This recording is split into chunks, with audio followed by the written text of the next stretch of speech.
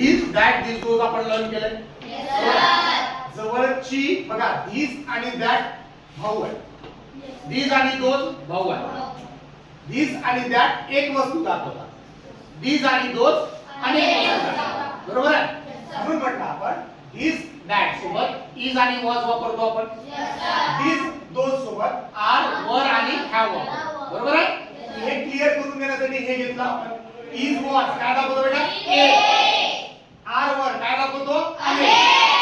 आणि जनरली आपण बोलत असताना आर आणि इज चा वापर काय म्हणतो आपण आहे. आणि वर आणि वॉज चा वापर काय म्हणून करतो होता होती होते. क्लिअर बेटा. त्याच्यानंतर म्हटलं मी तुम्हाला दिस आणि दॅट एक वापरतो एक दाखवतो. दिस आणि दोन अनेक दाखवतो. बरोबर आहे. त्याच्यानंतर दिस जवळची एक वस्तू दाखवण्यासाठी दिस चा वापर. जवळची अनेक वस्तू दाखवण्यासाठी दिस चा वापर.